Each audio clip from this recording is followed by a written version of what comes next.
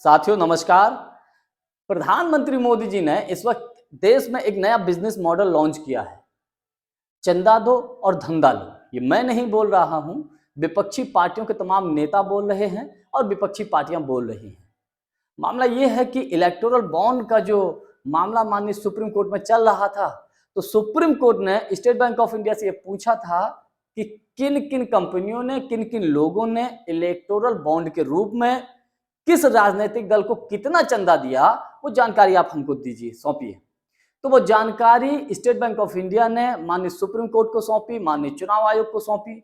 और जब वो जानकारी निकलकर सामने आई तो सबके होश उड़ गए।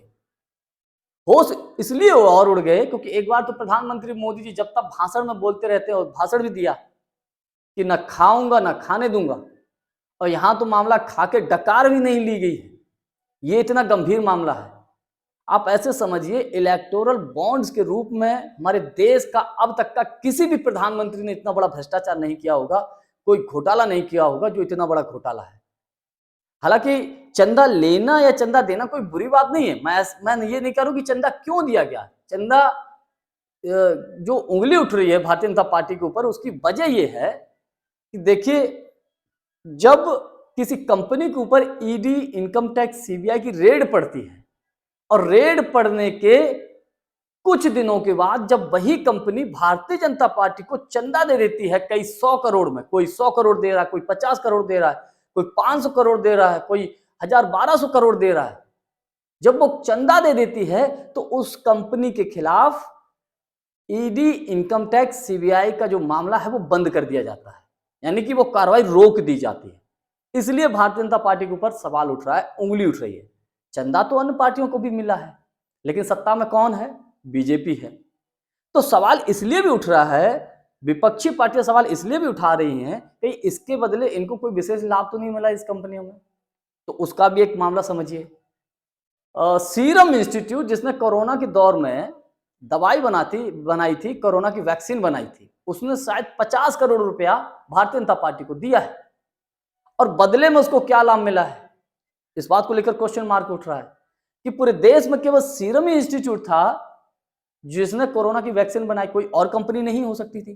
कहीं ऐसा तो नहीं इसके बदले में किसी दूसरी कंपनी को आने ही नहीं दिया गया? यह भी सवाल है। दावे तो कई किए जा रहे हैं, लेकिन अभी परत दर परत इस जो इलेक्टोरल बॉन्ड के रूप में जो भ्रष्टाचार हुआ है वो खुलकर सामने आ रहा है। अभी धीरे धीरे और इसकी कई परतें खुलना बाकी है।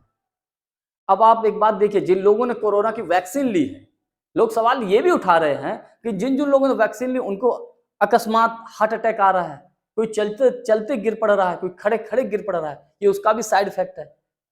क्या इस बात की गारंटी है कि जो सीरम इंस्टीट्यूट ने जो कोविड की वैक्सीन बनाई थी वो 100% सही थी?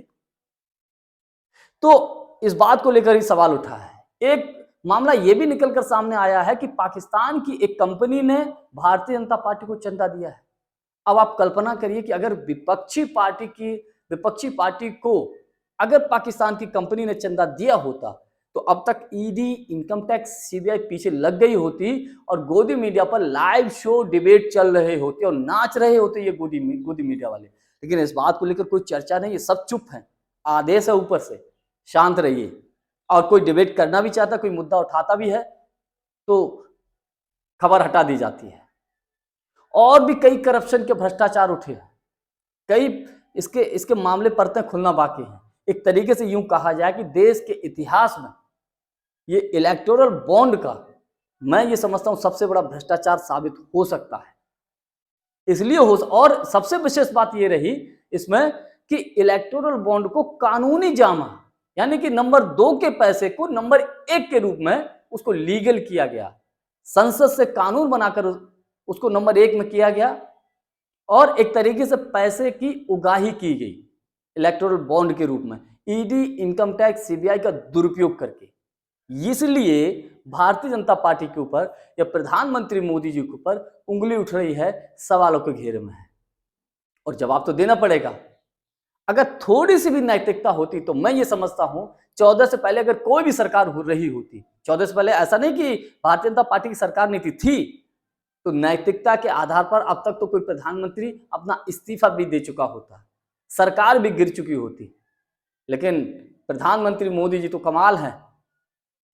एक तरफ ईमानदारी की बात करते हैं, ना खाऊंगा ना खाने दूंगा की बात करते हैं, दूसरी तरफ इतना बड़ा इलेक्टोरल बॉन्ड के रूप में इतना बड़ा भ्रष्टाचार हो जाता है। और ऐसा नहीं कि उनकी बगैर देख रेख में ये सब हुआ होगा, ऐसा तो सवाल ही नहीं उठता। आज के लिए बस इतना ही। बहुत बहुत धन्यवाद। नमस्कार।